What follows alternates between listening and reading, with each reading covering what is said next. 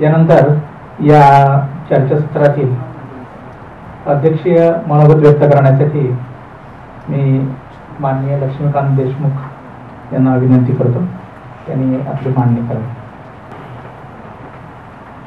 Secular movement महाराष्ट्राच्या या पहिल्या दिवसाच्या दुसऱ्या सत्रात म्हणजे आमच्या दोन वक्त्यांनी जे वस्तुस्थिती मांडणी केलेली आहे, दोघांनी अतिशय समर्थपणे मांडणी केलेली आहे आणि जवळपास सर्व मुद्दे तरी कव्हर केलेले आहेत. त्यामुळे अध्यक्षता नेहमी अशी गोष्ट होती की यापूर्वी जे बोलले ते आपण परत ते रिपीट करायचं का काय करायचं, कारण विषय तर तोच असतो. पण तरीही त्याच विषयाची मांडणी जरा वेगळ्या पद्धती करावं म्हणतो. आणि दोन्ही वक्ते खूप चांगलं बोलले, खूप गांभीर्यानं बोलले. मी थोडंसं तुम्हाला एक संविधानाची गोष्ट सांगून सुरू करावं म्हणतो. आता संविधानाची गोष्ट आणि ती इंटरेस्टिंग आहे का, हा खरा तो प्रश्न पडला असेल. तशी ती आहे. मला तुम्हाला एक किस्सा सांगायचा, खराखुरा संविधान सभेमध्ये घडलेला. आपण संविधानाची उद्देशिका प्रिॲम्बल आम्ही भारताचे लोक पासून ती सुरुवात झालेली आहे. परंतु संविधान सभेमध्ये धर्म मानणाऱ्या लोकांचं प्रमाण खूप जास्त होतं. ते धार्मिक होते, सुशिक्षित होते, विद्वान होते, त्याचं भान होतं आणि आपल्याला भारताचं एक नवं संविधान घडवायचं आहे, एक नवं भारताची जनगणना करायची त्याला कल्पना होती.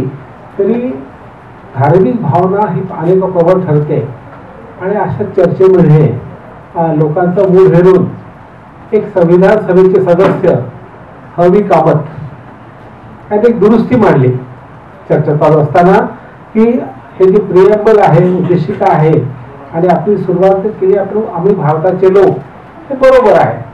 परंतु त्यापूर्वी मला एक शब्द जोडायचा आहे, देवाच्या नावाने आम्ही भारतीय लोक, अशी ते दुरुस्ती सुचवली. त्याला अनेकांनी विरोध केला की आपण भारताचं लोकांचं राज्य असले संविधान करत असताना देवाला बदलण्याची काही गरज नाहीये. अगदी अध्यक्ष जे होते संविधान सभेचे आपले राजेंद्र प्रसाद, ते देखील असं बोललं सौम्यपणे की प्रस्तावित दुरुस्ती ही जी कामाची प्रस्तावित केलेली आहे की देवाला उचित वाटणार नाही, तुम्ही ते करू नका. पण ते ठाम होते. एक महिला सदस्य पौर्णिमा बनर्जी होत्या, आता खूप परखड बोलायच्या. ते अक्षरशः फटकारलं कामताना आणि असं म्हणलं की आमच्यापैकी म्हणजे आम्ही लोकांपैकी देव मानणारा न मानणाऱ्याला देव आहे किंवा नाही याची पुष्टी देणे कठीण आहे. देव आहे की नाही, आहे का नाही कसं सांगणार आम्ही, पुष्टी करता येत नाही. त्यामुळे उगीच देवाचा मध्ये आणायचं हे गरज नाहीये. अशा पद्धतीने दुरुस्ती करणे उचित होणार नाही. तर सदस्यांच्या बाजूने किंवा विरुद्ध मतदान करावे लागेल. हे तुम्ही आमच्या पायाडू नका की देवाच्या बाजूने काय करायचं का नाही करायचं. पण कामत बोलले आपला देश आपल्या भोसर धार्मिक आहे आणि देवाचा काही हरकत नाहीये. त्याला पार्श्वभूमी होती की पाकिस्तानच्या घटना दुरुस्तीमध्ये देवाकडे ते सार्वभौमत्व दिलं होतं, अल्लाच्या नावाने त्यांनी पाकिस्तान निर्माण केलं होतं. ती पार्श्वभूमी होती आणि तिची कॉपी हुक्की आली. तर त्यानंतर मग चर्चेच्या भाग घेताना डॉक्टर आंबेडकर म्हणले की ही दुरुस्ती योग्य नाही, विश्लेषण करणे पण तो मागे घ्यावी असं त्याने सांगितलं. तरी कामात हाताला पेटले आणि शेवटी नॉर्मली कसं होतं, प्रत्येक दुरुस्ती आली की चर्चा व्हायची आणि एक मताने ती मान्य करायची दुरुस्ती किंवा फेटाळली जायची. मतदान सहसा होत नव्हतं की बाबा आपलं संविधान घडवायचं, त्यामध्ये की बहुमत आणि अल्पमत असं नको, तर एक मत पाहिजे. परंतु काही वेळा असं घडलं नाही, इथे तसं घडलं नाही आणि मग ते म्हणजे हे करा. आणि ते करताना आणखी एक गोविंद मालवीय एक सदस्य होते, पंडित बदलू मालवीय यांची, ते म्हणले मतदान तर घ्याच आणि मतदान कोणी काय केलं बाजूने का विरुद्ध ह्याची नाव देखील जाहीर करा. म्हणजे त्यांना परीक्षा व्हायची होती की लोक किती देवाच्या बाजूला किती विरुद्ध आहेत. तर समजा विचार करा, अशी मतदानाची दृष्टी आज आली असती 800 सरकारमध्ये, 800 संविधानामध्ये आज आहे, तर काय झालं असतं तुम्हाला सांगायची गरज नाहीये. परंतु तेव्हा बहुसंख्य आपले संविधान सदस्य हे धार्मिक जरी असले तरी आपण एका नव्या देशाकरिता होऊन तरी मतदान करताना चक्क देवाचा पराभव केला, देवाचा अभिषेक नाकारलं. आणि तेव्हाच भारताचं सेक्युलरिझम हे खऱ्या अर्थानं प्रस्थापित झालं. कारण तो भारताचा मूळ स्वभाव आहे, कारण आपण सहिष्णू आहोत. मी नेहमी म्हणतो की अमेरिका हे मेल्टिंग पॉट नाहीये. ते म्हणते मेल्टिंग पॉट काय बाबत, सर्व लोक आले देशाचे आणि भारत त्यांनी आम्हाला समृद्ध केलं, खरं आहे. पण ते नोकरीसाठी आले, पोहोचण्यासाठी आले होते. पण भारतामध्ये भारत हा बहुधार्मिक, बहुसांस्कृतिक, बहुभाषिक आहे. इथं विविध भाषा, विविध धर्म समजून आणतात आणि खऱ्या अर्थात हे मेल्टिंग पॉट आहे. आणि हे मेल्टिंग पॉट तेव्हा होतं जेव्हा माणूस उदार असतो, स्वागतशील असतो, स्वीकारशील असतो आणि हे करत असतो. तर हे मी का सांगतो स्टोरी, एक तर थोडीशी जरा दुपारनंतरची सुस्ती आली जेवणाची कमी व्हावी आणि थोडस तुम्ही आमचं ऐकावं की एवढ्या भावने बोललो थोडस मी. तर परंतु त्या मागच्या उद्देश देखील आहे आणि तो आपला आजचा जो विषय आहे की भारतीय लोकशाही, लोकशाही आव्हाने आणि आपण काय केलं पाहिजे. आव्हानं तर दोघांनी उल्लेख केला, तोच मला करायचा आहे, परंतु त्याची मान्यता वेगळी करायची आहे की भारतीय लोकशाही पुढचं आव्हान काय आहे. गेल्या 77 वर्षामध्ये डॉक्टर बाबासाहेब आंबेडकरांनी असलेली राजकीय लोकशाही जी प्रस्थापित केली आपण, म्हणजे एक माणूस एक मत, एक मत एक मूल्य आणि दर 5 वर्षांनी निवडणुका आणि सत्ता बदल शांततेच्या मार्गानं, म्हणजे लोकशाही ही राजकीय लोकशाही झाली. ही लोकशाही पुरेशी नाही कुठल्याही देशासाठी आणि भारतासाठी ते मुळीच पुरेशी नसल्यामुळे बाबासाहेब म्हणले की हिचं परिवर्तन व्हायला पाहिजे सामाजिक आर्थिक लोकशाहीमध्ये. गेल्या 75 वर्षामध्ये आपण ह्या राजकीय लोकशाहीचं तिथं आपण तिचा संकुचच केलेला आहे, ती कायम ठेवली नाही. परंतु आपण कोणत्याही बदली केली तर आपण ह्या राजकीय लोकशाहीचं रूपांतर सामाजिक आणि आर्थिक लोकशाहीमध्ये पुरेशा काय कमी प्रमाणात इथं करू शकलो नाही. हे सर्वात मोठं अपयश आहे आणि हे आजच्या लोकशाहीचं सर्वात मोठं आव्हान आहे. म्हणून मला असं वाटतं की ही राजकीय लोकशाहीचा संकोच होत चाललेला आहे. निवडणुकीमध्ये काय काय होतं, मतदार याद्या कशा बदलल्या जातात, एकदम मतदान कसं वाढतं. राहुल गांधी जो लेख लिहिला होता तर ईव्हीएमचा भाग सोडून द्या, कारण मी कशा अधिकारी होतो, ईव्हीएमच्या होऊ असं मत आहे. परंतु मतदार यादीमध्ये होऊ शकतं, तिकडे मतदार तिकडे येतात, 5 नंतर मतदान वाढू शकतं आणि ह्या गोष्टीमुळे लोक संशय निर्माण होतो आणि स्वायत्त असणारी संविधानिक संस्था असणारी लोकशाही निवडणूक आयोग त्यांचं उत्तर देत नाही. ते बेपर्वाई आहे आणि ते सरकारच्या इच्छेप्रमाणे काम करतं. म्हणून राजकीय लोकशाहीत संकोच होत चाललेला आहे. तपास यंत्रणेचा दुरुपयोग असेल, विरोधी पक्षाप्रती अनास्था असेल, त्यांना उत्सुक छोट्या कारणावरून जेलवर टाकणं असेल आणि असे कायदे निर्माण केले. तिथं राजकीय लोकशाहीचा संकोच झालेला आहे की झुपा कायदा घ्या, त्या ठिकाणी संशय अटक केल्यानंतर मी निर्दोष आहे हे मी सिद्ध करायचं, सरकार किंवा तपास सिद्ध करणार नाही. बाकी गुन्ह्यामध्ये कसं पोलीस हा सिद्ध करावं की हा माणसाचा गुन्हा केला तो न्यायालय शिक्षा देतात. इथं मला सिद्ध करावं लागतं की मी गुन्हा केला नाही किंवा न्यायमूर्ती वाटलं पाहिजे की हा माणसाचा गुन्हा केला नाही. म्हणजे त्यामुळे 2-2, 3-3 वर्ष जेल होती, काही होत नाही. मग 3 वर्षामध्ये शिक्षा खून झालेली असती, प्रोसेस इज द पनिशमेंट झालेलं असतंय. हे राजकीय लोकशाही संकुल झालेलंच आहे. त्यामुळे आर्थिक आणि सामाजिक लोकशाही फार दूरची आलेली आहे आणि ते अपयश आणि त्यामुळे होणारे प्रश्न भारतामधले हे खूप गंभीर झालेले आहेत आणि हे खरं लोकशाहीचं आव्हान आहे. यामध्ये सामाजिक लोकशाहीचा पाया हा समता असतो. समता म्हणजे सामाजिक लोकशाही असं म्हणलं तरी वावगं होणार नाही, कारण लोकशाही व्यवस्थेमध्ये सर्व माणसं समान असतात, त्यात धर्मभेद, जातीभेद आणि लिंगभेद असता कामा नये ही अशी अपेक्षा आहे. त्यामुळे समता नाही तर धर्मनिरपेक्षता नाही आहे, कारण धर्मभेद असेल तर त्या ठिकाणी असू शकणार नाही. संविधानाचा जो इतिहास आहे तो तत्वज्ञान आहे ते सेक्युलर आहे.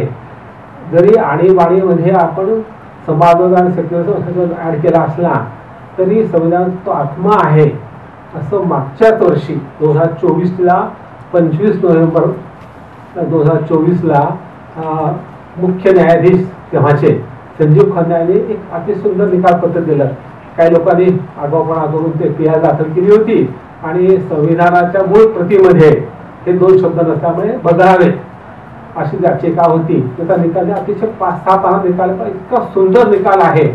त्यांनी सांगितलं की संविधानाचा आत्मा हा सेक्युलरिझम आहे, कारण आपण समता हे मूल्य मानलेलं आहे आणि संविधानाचा आत्मा सेक्युलरिझम आणि समाजवाद असल्यामुळे हे आपल्या समाजाचं बेसिक स्ट्रक्चर झालेलं आहे, मूळ ढाचा झालाय, त्यात बदल करता येत नाही हे दिलेलं आहे.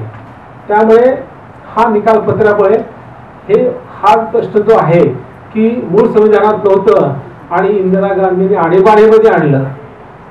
खरं आहे, आणीबाणीमध्ये आणलं त्यांनी केलं आहे की हिंदुत्व आहे हे राजकीय आहे, सत्तेसाठी आहे आणि त्याचा मूळ धर्म आहे की धर्म विग्रह करायचा, धर्म हे करायचं आणि धर्मात भेद पाडायचे. त्यामुळे ते बरोबर नाहीये आणि असा हे धर्मविग्रह करून धर्मभेद ध्रुवीकरण करून सत्ता जिंकायची. यांचं फिलॉसॉफी काय आहे की 80% हिंदू आहेत, 20% अल्पसंख्याक मुस्लिम करते, 15% असे, बाकी ख्रिश्चन 2-3% आहेत आणि इतर कवी आहेत. 80% ते आपल्याला 50% मिळते, आम्ही जिंकू शकतो. म्हणून त्यांचं नेम तत्व काय असतं, 80% अगेन्स्ट 20% असं त्यांनी सिद्धांत प्रस्थापित. त्याच्यावर खूप टीका झाली. नाही म्हणे 80% विकास आणि 20% इतर गोष्टी असं त्यांनी सावकाश करायचा प्रयत्न योग्य निर्णय केला होता. उद्देश काय, 80% आम्ही हिंदू आहोत, आम्हाला तुमची गरज नाही, तुमच्या मताविना निवडू शकतो आणि हे दाखवून द्यायचा आता प्रयत्न केलेला आहे. म्हणजे एकही मुस्लिम प्रतिनिधी नसताना आज BJP सरकार 3rd टर्म करत आहे आणि 15 ते 20% लोक अधिकार आपण देणार नसू तर ही समता कशी असेल, मग सारी लोकशाही कशी असेल. आणि लोकशाही सर्व जाती धर्म पंथाला आपण सामावून घेतलं पाहिजे, आपण ते घेत नाही. तर त्यामुळे ह्यांनी जे कायदे केलेले आहेत हे सगळे कायदे मायनॉरिटीजला टार्गेट करणारे आहेत. CAA कायदा भारतात प्रथमच, जगात प्रथमच नागरिकत्व, सिटिझनशिप हे धर्माच्या आधारे प्रस्थापित डिफाईन केली जाते, हे आपण पाहिलेलं आहे. आणि ते कायदा झालेला होता तो चुकीचा आहे, तो चॅलेंज केला पाहिजे किंवा कोर्टात गेला पाहिजे, होत नाहीये. ट्रिपल तलाक मान्य आहे की सुप्रीम निकाल दिला, परंतु तुमचा हेतू कायदा करताना तुम्ही मुस्लिम स्त्रीला न्याय देणं कमी आणि मुस्लिम पुरुषाला दंडित करणं जास्त, म्हणून त्याला 3 वर्ष 5 देखील. म्हणजे समजा हिंदू माणसानं जसं लग्न केलं तर त्याला किती शिक्षा आहे, त्याच्यापेक्षा दुप्पट शिक्षा का देता तुम्ही. हे बहुपतित्व म्हणा की अनेक लग्न करणं किंवा घटस्फोट देणे इन्स्टंट हे चुकीचंच आहे. आजच्या आधुनिक काळामध्ये कोणी मान्य करणार नाही, हा जेंडर जसेच्या अगेन्स्टच आहे. पण त्याला शिक्षा एका धर्मात कमी दुसऱ्या धर्मात जास्त असं आपण करू शकतो का. व कायदा सध्या जो अंडर स्क्रुटिनी आहे सुप्रीम कोर्टाच्या, तिने प्रश्न विचारला संघाने की तुमच्या हिंदू धर्माच्या संस्थानामध्ये किती मुस्लिम कम्युनिटी तुम्ही घेता, तर तुम्ही ते घेत नसाल तर तुम्ही मुस्लिम बोर्डात हिंदू कशी काय घेते, 2 म्हणा 5 म्हणा जे काय असतील ते. आता अनेक ठिकाणी अनेक कलेक्टर हे अनेक देवस्थानचे चेअरमन असतात. उदाहरणार्थ शिर्डी घ्या, तुळजापूर घ्या किंवा तिरुपती बालाजी घ्या, ह्या ठिकाणी आहेत. तर त्या ठिकाणी एखादा नॉन हिंदू कलेक्टर जातो ना, मुस्लिम जातो, त्या ठिकाणी ॲडिशनल कलेक्टर ते पूजा करायची परवानगी मिळेल. म्हणजे हे आपण पाळतो. तर ते तुम्ही तेव्हा काय म्हणता की प्रत्येका धर्म स्वातंत्र्य दिलंय कलम 29 प्रमाणे, मग हा कलम 29 मुस्लिम कायदा होऊ शकत नाही. म्हणून वक्फ बोर्ड हा असंवैधानिक असं युक्तिवाद केलेला आणि तो शेवटी त्याप्रमाणेच हा कायदा त्याचा हा भाग तर नक्कीच रद्द होईल अशी माझी अपेक्षा आहे, जर कोर्टात निर्णय व्यवस्थितपणे दिला तर. हे काय दाखवतं की आपण धर्मभेद करतो, धार्मिक समानता पाळत नाहीत किंवा इतर धर्मीय लोकांना आपण समान दर्जा देत नाहीत, त्याच्यावर भेदभाव करतो. त्यांना त्यांचं खाणं वेगळं आमचं वेगळं, त्यांना चांगल्या व्यवस्थित घर मिळणार नाही ह्याची व्यवस्था करायची आहे आणि व्हेज नॉनव्हेज पाहायचं, ह्या सर्व गोष्टी आहेत. ह्यातून काय दिसतं की धर्मभेद आहे आणि ही धार्मिक समानता नसेल तर देशाचा संवाद राहत नाही आणि पर्यायाने सामाजिक लोकशाही राहू शकत नाही. तर याच पद्धतीनं ही जी व्याख्या केलेली आहे सेक्युलरची युजीन स्मिथनी, तर ती फार महत्वाची. ते काय सांगतात की सेक्युलर राज्य प्रत्येक व्यक्तीला धर्म स्वातंत्र्याची हमी देते, त्याच्याशी धर्मामध्ये न आणता नागरिक व्यवहार करते. तुम्ही कोणी असा किंवा मूलभूत अधिकार देत तुम्हाला ते मिळणारच. समजा तुम्हाला पोलिसांनी चुकीने अटक केली तर तुम्हाला ताबडतोब बेल मिळायला पाहिजे. त्या ठिकाणी तुम्ही कुठल्या धर्माचे, कुठल्या जातीचे, कुठल्या लिंगाचे, कुठल्या दर्जा तुमचा आर्थिक काय तर पाहायला जात नाही. तर काय होतं की अनेक वेळा काय होतं की हिंदू लोकांना पटदिशी बेल मिळतो चुकीच्या कारणासह आणि खलील उमर सारखे माणसं 5-5 वर्षाची केस देते हिअरिंगला. माझं म्हणणं की केस हिअरिंग घ्या, त्याला तुम्ही जेल टाकायला काही फरक पडत नाहीये, न्याय करा. फक्त बेल अभावी बेल पिटिशन जे आहे हे तुम्ही हिअरिंगला घ्या, स्क्रुटिनी करा, योग्य असं त्याला शिक्षा करा, त्याला बेल नाकारा ना. आपण करतो बेल रेप केला असं का करतो आपण त्या लोकांना, पण हिअरिंगच होत नाही. तर हा जो भेद आहे की हे एक प्रकारची प्रवृत्ती वाढत चाललेली आहे, म्हणून ते बरोबर नाहीये. म्हणून प्रत्येक नागरिकला मूलभूत अधिकार आहे आणि त्या आत धर्म येता कामा नये, ही खरी सगळी व्याख्या आहे आणि ही खरी धार्मिक समानता ती आज मिळत नाहीये. आज त्याविरुद्ध आपण वर्तन करतो आजचं सरकार, म्हणून हे चुकीचं आहे. आता दुसरा आहे जातीभेद, म्हणजे समतेच्या आड येणारं पहिला धर्मभेद झाला, दुसरा जातीभेद. आजही आपण अस्पृश्यता नष्ट केली कायद्यानं, पण आपल्याकडे हिंदू धर्मामध्ये जातीय खूप SC आहे, ST, OBC प्रचंड संख्या प्रमाणात आहे. आणि परंतु सरकार काय म्हणतं की आम्ही खऱ्या अर्थानं जातीभेद पाळत नाही, पण ते पत्यावरील काही गोष्टी करतात. मग राष्ट्रपती आम्ही आमच्या ह्यांना केलं, त्यांना आम्ही मुख्य गव्हर्नर सांगतात, ते फक्त प्रतिकात्मक आहे हे लक्षात दिसलं पाहिजे. त्यांना खऱ्या अर्थानं जाती व्यवस्थेचं उच्चाटन करायचंच नाही, ती म्हणून बळकट करायची आहे. त्यांनी जो नारा दिला 2024 साल्या त्यामध्ये आपली बात 400 पार, तिचा उद्देश त्या घटना दुरुस्ती करायचीच होती, उघड पडलेच होते, पण त्याला 60 जागा कमी मिळाल्यामुळे त्याला आज ते बंद झालेले आहे. पण तुझं जर त्याला पुन्हा संधी मिळाली तर होतच आहे. त्याला मनुस्मृती जास्त मान्य आहे.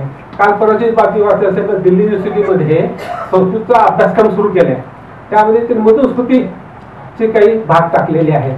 मागच्या वर्षी महाराष्ट्रानं जे आपल्या SCRTनं अभ्यासक्रम तयार केला होता त्याची सुरुवात करताना त्यांनी मनुस्मृतीचा एक श्लोक दिला होता.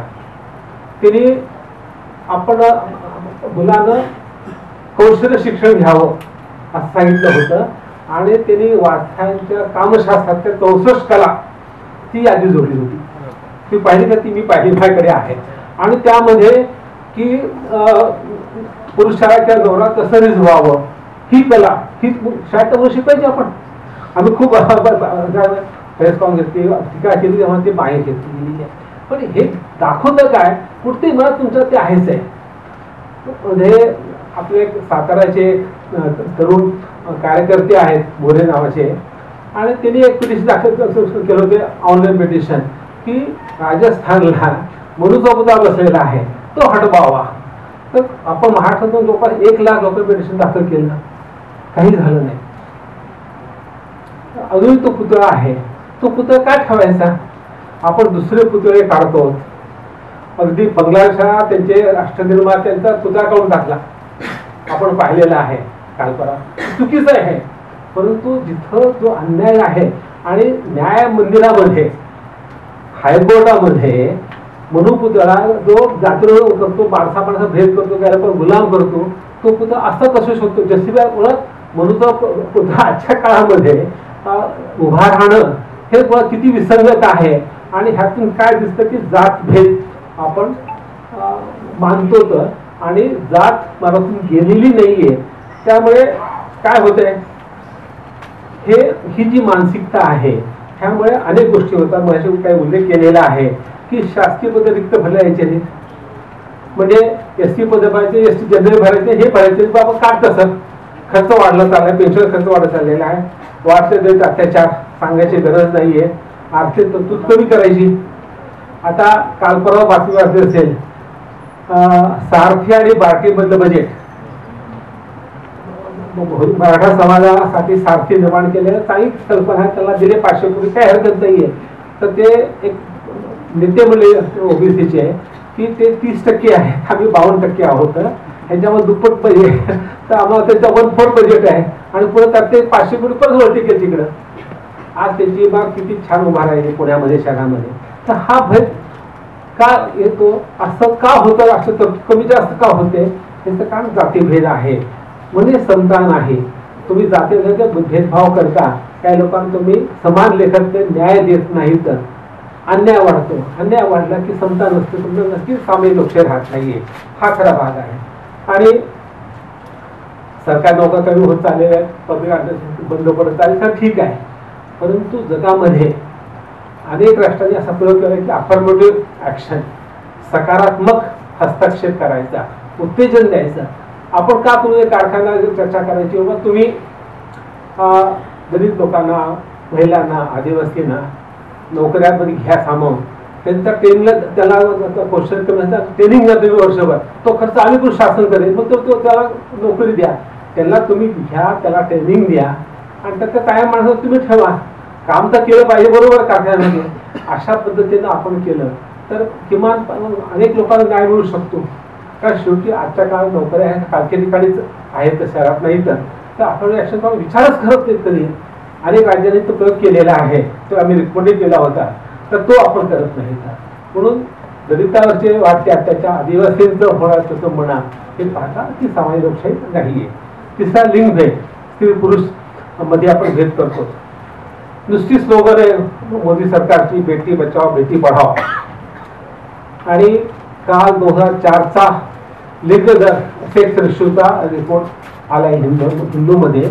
भारताचं आज 2024 मध्ये लिंग दर काय होता, प्रत्येक 1000 जन्माला मुलामागे फक्त 904 मुली जन्माला येतात आणि प्रमाण किमान 975 पर्यंत पाहिजे चांगल्या पद्धतीनं. तर असं होत नाहीये. आणि आपल्याकडे हे लिंग असमानता खूप जास्त आहे.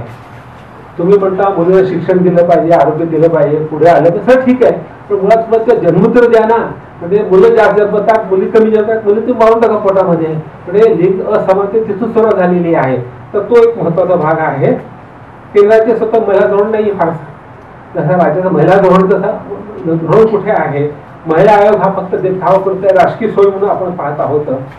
आणि संघटित क्षेत्रामध्ये महिलांचं प्रमाण फार कमी आहे. महिला आरक्षण आपण आरक्षण मंजूर केलेला आहे, पण तो तारीख नसलेला, वर्ष नसलेला आणि केव्हा वाटला जाईल हे माहीत नसलेला कोरा चेक आहे. जसा सायमन कमिशनचा चेक होता ना, 9 वाजता गांधी म्हणले, तसा चेक झालेला आहे. तर हा एक भाग आपल्याला लक्षात घेतला पाहिजे. त्यामुळे हा सामाजिक लोकशाही प्रस्थापित न करणं, त्यासाठी विशेष प्रयत्न न करणं, हे आपलं भारतीय जनतेचा मोठा अपयश आहे आतापर्यंत. आणि ही कशी प्रस्थापित करायची, ही कशी मानसिकता बदलायची सत्ताधाऱ्यांची, ही खरी आव्हान आहे. ते महत्वाचं आपण पाहिलं पाहिजे. तर त्यानंतर आपण सामाजिक लोकशाही ही पाहिलं की न होणारी कारण 3च आहेत. की स्वातंत्र्य, समता, बंधुतेचा अभाव आहे. मी फार उल्लेख करणारी थोडक्यात सांगतो. स्वातंत्र्याचा समजून होत चाललेला आहे. अभिव्यक्ती स्वातंत्र्य घ्या, भाषण स्वातंत्र्य घ्या, संचार स्वातंत्र्य घ्या, प्रत्येक ठिकाणी बंधनं घातली जात आहेत. हिंदुत्वाचा जेवढा अधिक प्रसार होईल तेवढी कमी समता राहणे आहे. हिंदुत्व हे असमानतेचा पुरस्कार करणार आहे, कारण ते चातुर्वर्ण्याची मानसिकता असलेलं आहे, लक्षात ठेवलं पाहिजे. आणि धर्मवादी जाती वा राजकारणामुळे बुद्धता नाहीये. आपण दुसऱ्या माणसाला मित्र मानत नाही, बंधू मानत नाही, भगिनी मानत नाहीत, कारण त्याची जात वेगळी, त्याचा धर्म वेगळा, मी उच्च तो छोटा, ह्या पद्धतीने चाललेला आहे. म्हणून ह्या सर्व गोष्टी विचार करता की सामाजिक लोकशाही हे साकार करणं हे जे स्वप्न होते डॉक्टर बाबासाहेब आंबेडकरांचं, ते आपल्यापुढे सर्व मोठं आव्हान आहे, हे लक्षात घेतलं पाहिजे. आता आर्थिक लोकशाही का साकार होत नाही? उत्तर साधं आणि सरळ आहे. आपण 1951 नंतर समाजवादाला सोडचिठ्ठी दिलेली आहे. 1991 काय घडलं? आपण खाऊचा गौण स्वीकारलं, खाजगीकरण, उदारीकरण, जागतिकीकरण, म्हणजे परमिट लायसन्स बंद केले, सर्व मुक्त व्यापार केलेला आहे. आणि मुक्त व्यापार करताना हे पाहिलं नाही की अमेरिका, ऑस्ट्रेलिया, G7 जे राष्ट्राचा परिषद होणार आहे, जिथं मोदी साहेब चाललेले आहेत, ते सर्व संपन्न राष्ट्र आहेत आणि ती संपन्नता ह्या गरीब राष्ट्राला लुटून आलेली आहे. त्यांच्याबरोबर मुक्त व्यापार करायचा हे बरोबर नाही. ते सबसिडी देतात, ती कायम ठेवा, आम्ही आमची सगळी काय कमी करा, असं ते म्हणणं चाललेलं आहे. त्यामुळे आर्थिक लोकशाहीचा मोठा प्रश्न आहे. आणि आपण हे धोरण जे आहे स्वीकारले WTOचं किंवा जागतिकीकरणाचं अत्यंत हिरारीनं राबवत आहोत. आणि सर्वंकष भांडवलशाही आपण प्रस्थापित केली आहे. आणि भांडवलशाहीचे संचय, मुठभरात छाती संपत्ती निर्माण एकत्र येणं हा भांडवलाचा गुणधर्मच आहे. हा जितक्या कमी माणसाकडे जास्त संपत्ती, तितकी मोठ्या माणसाकडे कमी संपत्ती, ही आर्थिक विषमता होती. आणि त्याचं तत्वज्ञान आहे भांडवलाचं की शोषण. की कुठलीही मोठी कंपनी घ्या, ती लोकांचं शोषण करतच असते. आपण उदाहरण घेऊ शकता, पण सांगायची गरज नाहीये. आणि दुसरा परिणाम काय झाला की सर्व बाजार काही योग्य करेल म्हणून शिक्षण म्हणा, आरोग्य म्हणा, सामाजिक सुरक्षा म्हणा, ह्यामध्ये सरकारनं खर्च करायची गरज नाहीये. ते खर्च कमी कमी करत चाललेले आहेत. त्यामुळे काय झालेलं आहे की शिक्षण महागडं झालं, असा उल्लेख केलेला आहे. आरोग्य सेवा महागडी झालेली आहे आणि सामाजिक सुरक्षा नाहीये. नवीन रोजगारच निर्माण होत नाहीत. आता कृत्रिम बुद्धिमत्ता म्हणा, मशीन लर्निंग म्हणा आणि रोबोटिक्समुळे मुठभर माणसं काम करतात. आता चायना अशी फॅक्टरी की पूर्णपणे फॅक्टरी मशीनवर चालते. त्या फॅक्टरीमध्ये एक एवढा खोलमध्ये एक फॅक्टरी झाली, तिथं लाईट पण नसतो, कारण त्या रोबोला काही गरज नाहीये लाईटची. आणि फक्त कुठे एका घरी बसून एक माणूस ते कंट्रोल करत बसतो. जसं आपण इथं बसून ड्रोन सोडला आणि परकी भागात गेला, तिथले टार्गेट हिट केलं, परत आला, असं ते झालेलं आहे. म्हणजे पुन्हा एकदा नव्या अर्थानं आर्थिक विषमता येणार आहे. पुन्हा एकदा तांत्रिक ज्ञानाचं महत्त्व वाढल्यामुळे, ते खूप महागडं शिक्षण असल्यामुळे फक्त मुठभर लोकांना मिळणार आहे, अभिजन लोकांना. आणि त्यांचीच पुन्हा सत्ता प्रस्थापित होणार आहे, ज्ञानसत्ता. एका अर्थानं ज्ञानसत्ता आणि अर्थसत्ता. म्हणजे आज विषमता मुळात खूप बऱ्याकडे गेलेली आहे. ती शिक्षण कमी होऊ शकली असते, आता ते होत नाही, कारण शिक्षण महाग खाजगी झालेलं आहे, महागडं झालेलं आहे. आणि शेवटी AI साठी, बसण्यासाठी सर्व माणसं तेवढी बुद्धिमत्ता असते का नसते, वातावरण तेवढं असतं का नसतं, थोडा पैसा आहे का, थोडं मानसिक स्वास्थ्य आहे का, थोडं त्यांचं सोशल कॅपिटल आहे का. म्हणजे तुमचं स्वभाव त्याचं मित्रमंडळी म्हणा, हे म्हणा, तुम्ही जर फर्स्ट जनरेशन लढणार असाल तर तुमचे मित्र तुमच्या समाजाचे असतील तर तुम्हाला ते सपोर्ट मिळणार नाहीये. कारण पुन्हा एकदा मागच्या दारानं ज्ञानसत्ता ही पुन्हा एकदा मुठभर केंद्रित होणार आहे. आणि हे आर्थिक विषमतेचं एक मोठं लक्षण ठरणार आहे. मग हे एक लेक्चर झालं होतं राम तापले लेक्चर पुण्यामध्ये, तेव्हा किरण कर्णिक आले होते. ते चित्र केलं की पुढील काळामध्ये जास्तीत जास्त 5 ते 10% लोकांनाच काम मिळेल भारतामध्ये किंवा जगात कुठल्याही ठिकाणी, आणि बाकी लोकांना काम राहणार नाही. मग तिने करायचं काय, हे 10% लोक कुमावतील आणि मग सरकार जे संपत्ती मिळेल ते प्रत्येकाला जगण्यासाठी किमान पेन्शन द्या की युनिव्हर्सल इन्कम द्या, 10,000, 20,000, 25,000.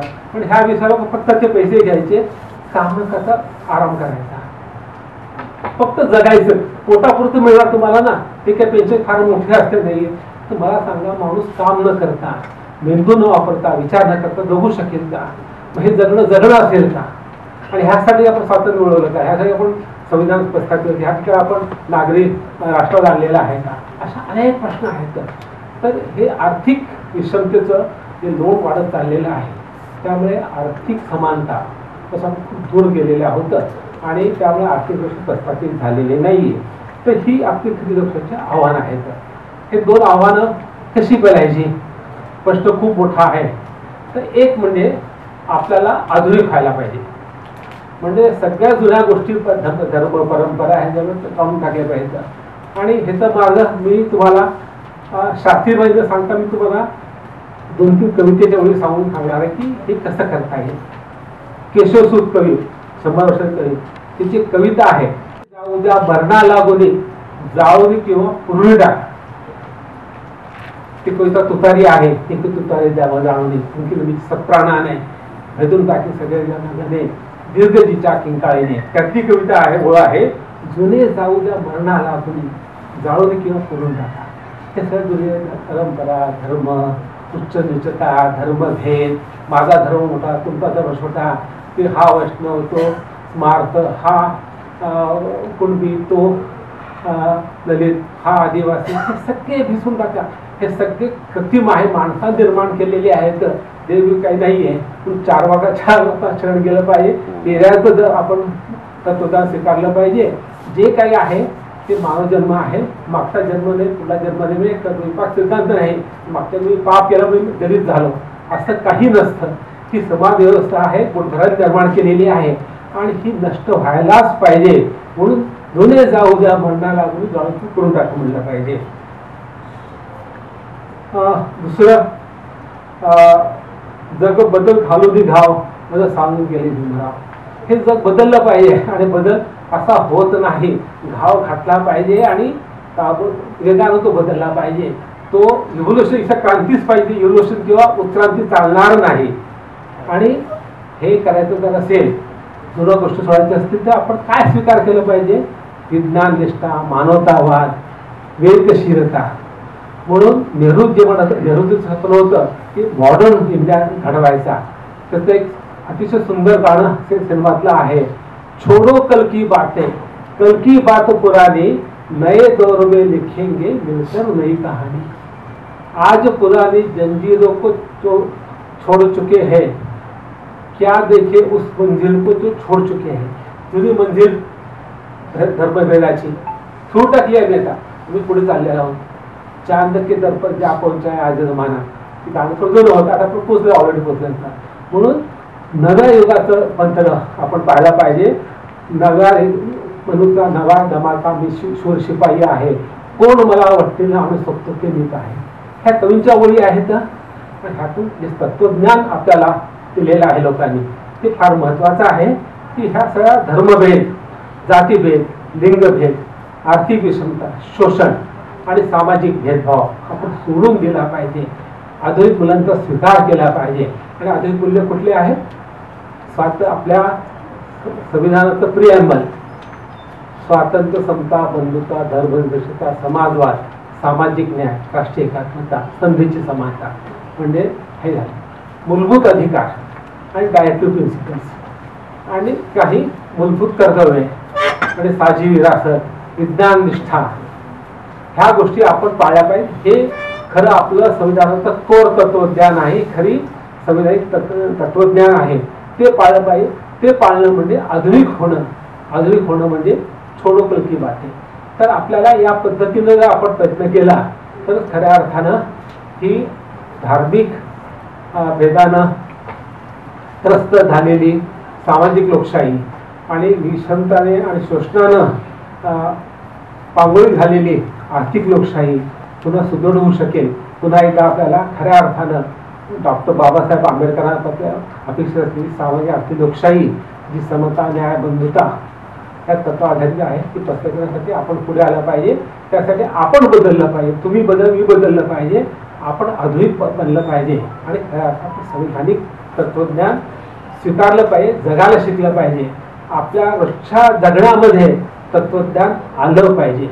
आपण कुठल्याही माणसाला बघून पाहिजे हा गरीब आहे, त्या तुच्छ लेखा, चालणार नाही. रस्त्याने चालणार काय एखादी बाई आली सिधा किंवा LGBT तिच्याकडे प्रेमाने पहा, तिला मदत करा, शक्यच्या बोला, तिचा तिरस्कार करू नका. तिथपासून आपल्याला समता आणली पाहिजे. लिंग समता म्हणजे फक्त स्त्री पुरुष नाही, LGBT पण समता आणलीच पाहिजे. आपण धर्माचं अरे तो काय खाणार मासतो तो काय आपला आहे का? अरे तुमचे 90% माणसं खातात, हिंदू नाही देखील मांस मच्छी खात नाहीत का?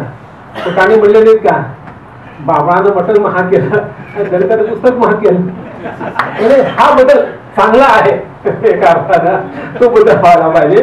म्हणून मी पुन्हा एकदा सांगतो की आपल्याला नव्या जगाचा जो मंत्र आहे, जुने जाऊ द्या मरणा लागून गाळून किंवा फोडून टाका, जग बदल खालून घाव म्हणजे सांगून गेले भीमराव, छोड़ो कल की बातें पुरानी, नए दौर में लिखेंगे मिलकर नहीं कहें. धन्यवाद. आज या ठिकाणी भारताचे संविधान, लोकशाही पुढील आव्हाने आणि भारतीयांची जबाबदारी या विषयावरचा एक परिसंवाद संपन्न झाला. या चर्चेमध्ये डॉक्टर DS सावंत मुंबई आणि डॉक्टर विजय माखणीकर परभणी यांनी आपले विचार मांडले.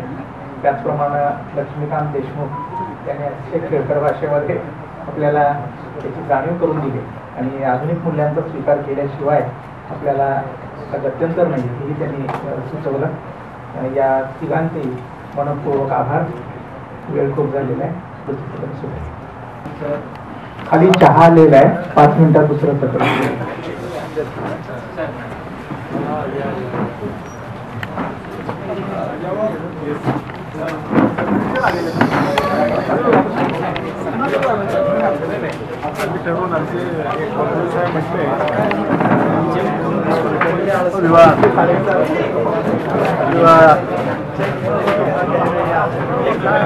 काय रे